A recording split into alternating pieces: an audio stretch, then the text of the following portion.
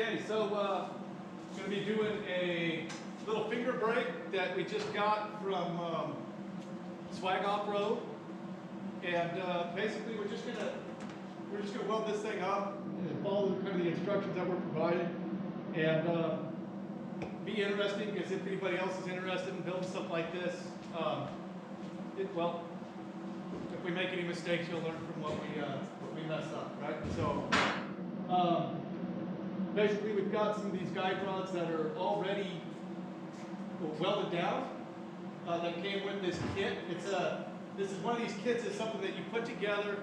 You get on swagoffroad.com and you can order one of these, and then you basically receive all the parts with instructions on how to assemble it, and it does require welding. So before we started the video, I welded these guide rods in.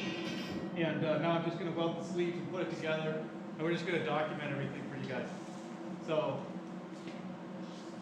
here we go. Basically what we want to do, according to the instructions, is get this tacked on, I guess as centered as we can. Then we're going to set it on the guide rods, make sure that everything slides freely, and then we can weld up.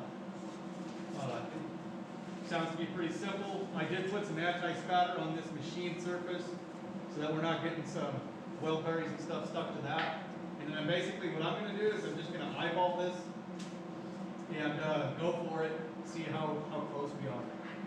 This isn't something I don't think that meets like machinist tolerances as far as the guide rods go, so we're just going to go for it.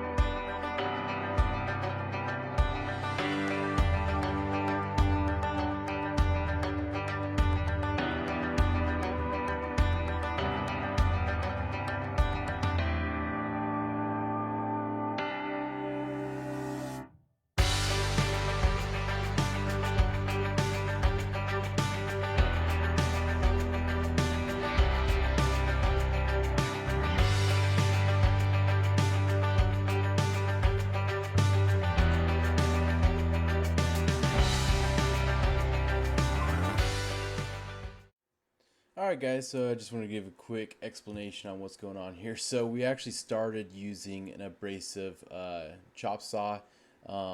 Turns out our motor's getting a bit worn out, so cutting something this big didn't really work out for us.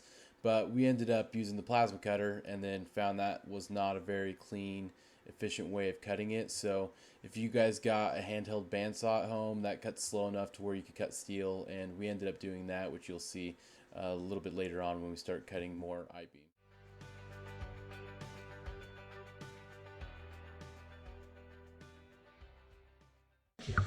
Well, we ran out of welding wire for one machine, so we're going back over here to Lincoln 350.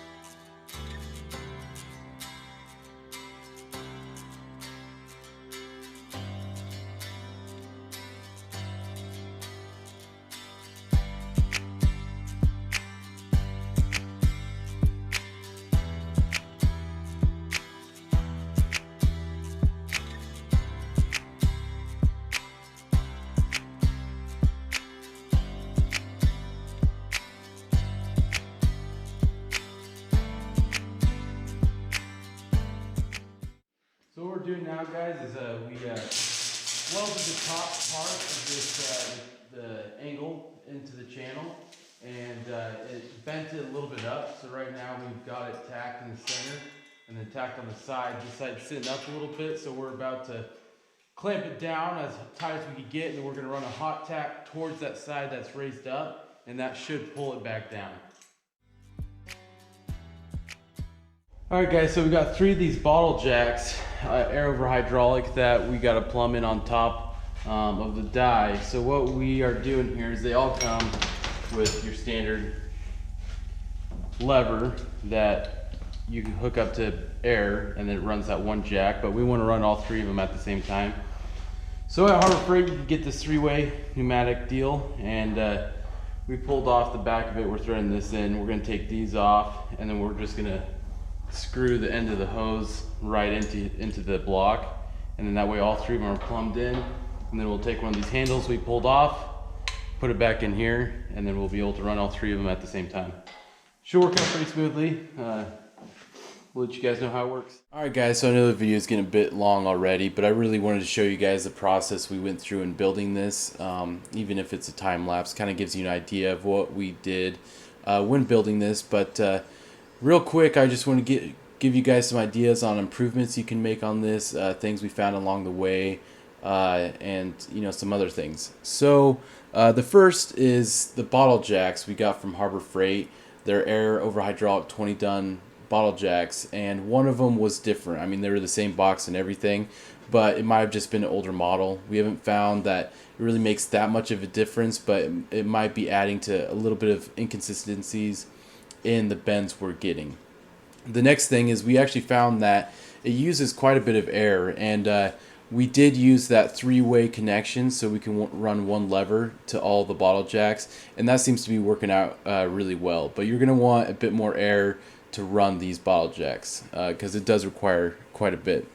The next thing we found is once we welded everything up, it might have been just from, and you can see it here as I'm trying to get the aluminum in it, but you'll notice that the die doesn't sit up quite high enough, so we're kind of having to lift it or using a pry bar to pick it up to get the aluminum in there.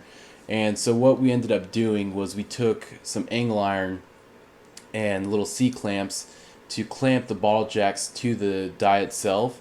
That way, as you release all of your bottle jacks, the springs on the bottle jacks themselves will help assist bringing that die as high up as possible, really giving you the room you need to get your material in and out of the die.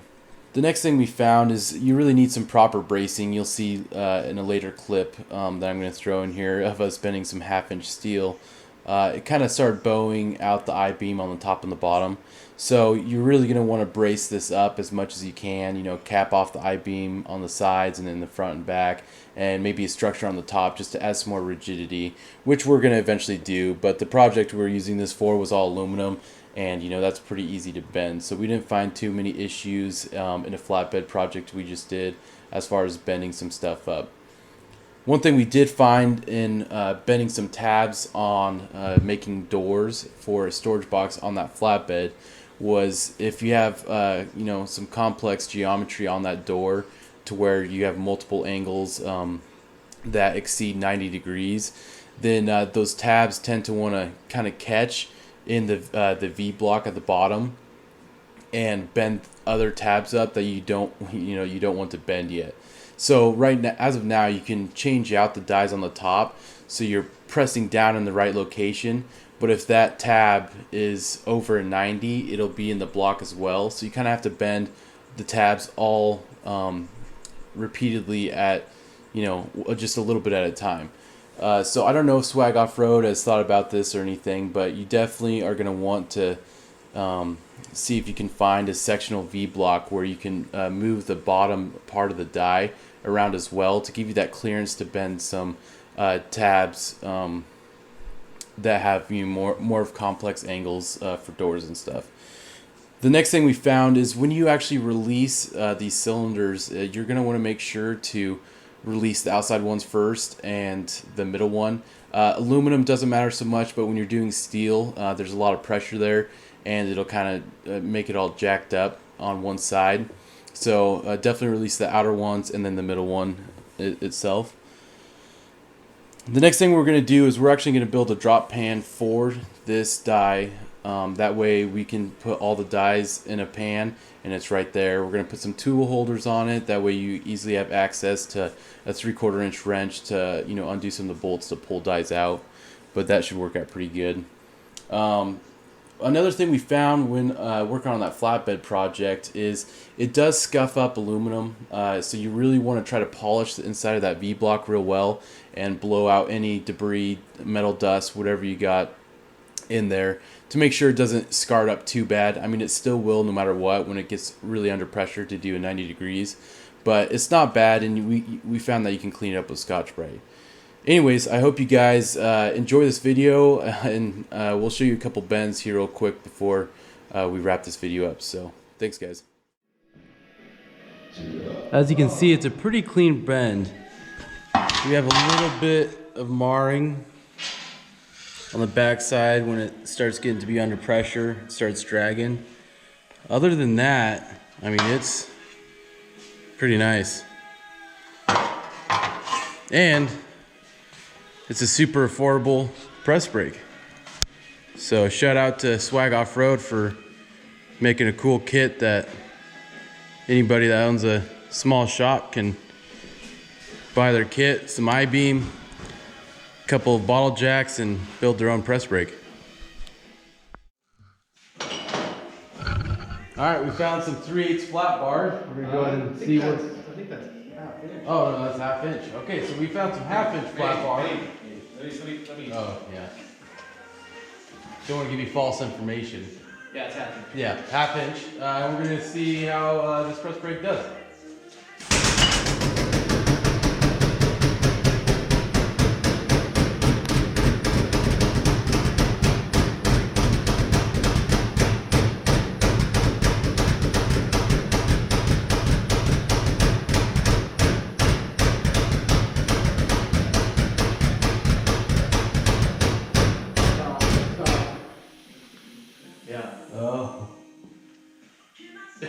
And we gotta do some more stiffening. yeah, that's why we need to do some more bracing, but it was doing it for sure.